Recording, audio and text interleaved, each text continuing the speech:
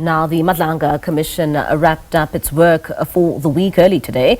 Some of its witnesses included KZN Police Commissioner General Nhlanhla Mkhwanazi, who made allegations of corruption in the justice system and law enforcement agencies on July the 6th. And earlier this week, we then saw some of the testimony from the National Police Commissioner General Fannie Masemola, and then we saw KZN's Director of Public Prosecutions, Elaine.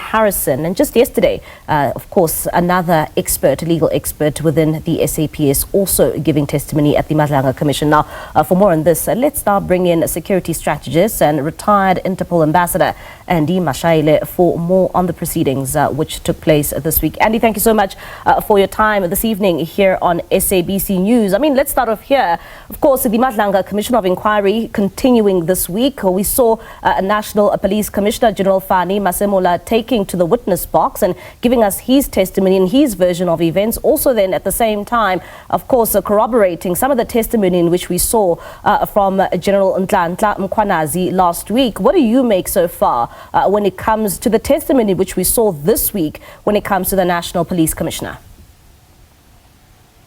Yes, Mbali, good evening to you and to your viewers. General Masemola, they call him the NASCOM in the language that the police use, or the NETCOM.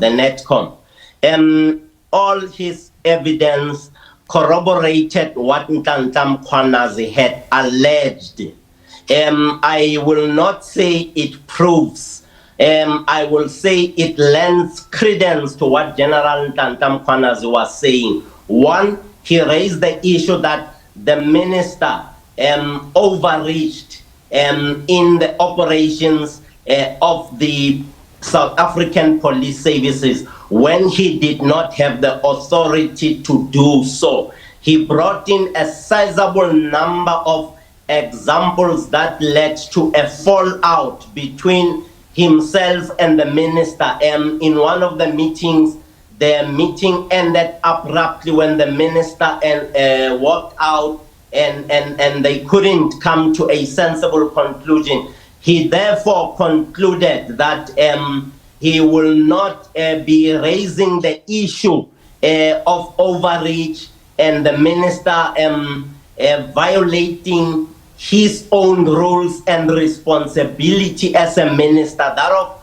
doing accountability over the department and going into operations.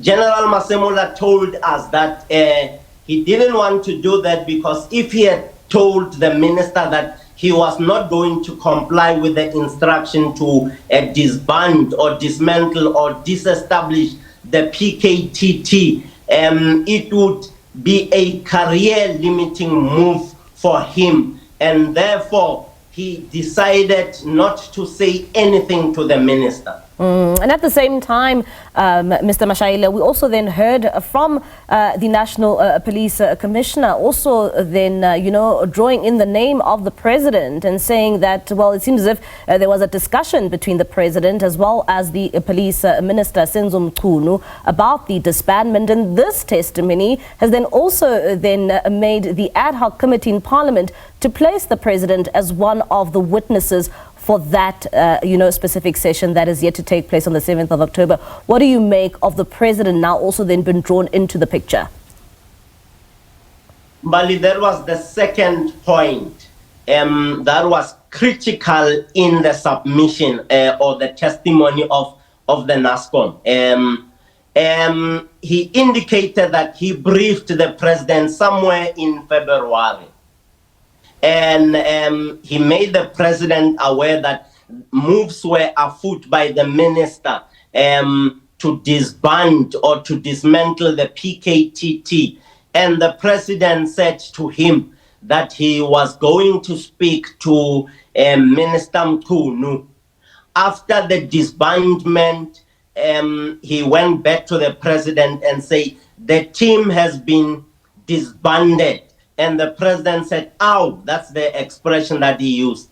And this then suggests that it throws the submission throws the president under the bus in a way and manner that says the president knew all along of what was happening, but did not do anything. This is the interpretation that comes from that statement.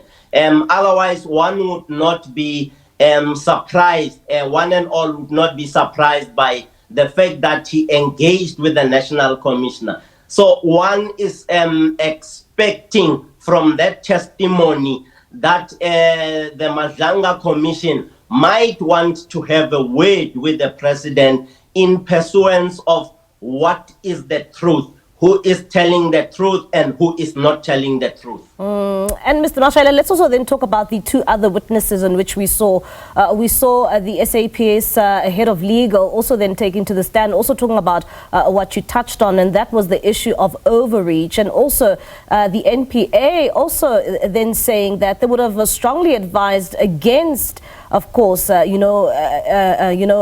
continuing with the PKTT. What do you make of the testimony from the legal head of the SAPS as well as the advocate from the NPA in which we saw today?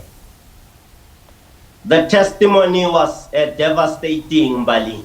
The testimony drew clear lines between those who are responsible for policy formulation and those who are responsible for the implementation. And those who are responsible for the implementation are the operatives. And operative number one would be the National Commissioner, who then issues out instructions to the teams on the ground, from his deputies until up to the constable at the last or the first police station or the last police station out of the 1,100 and something plus police stations throughout the country.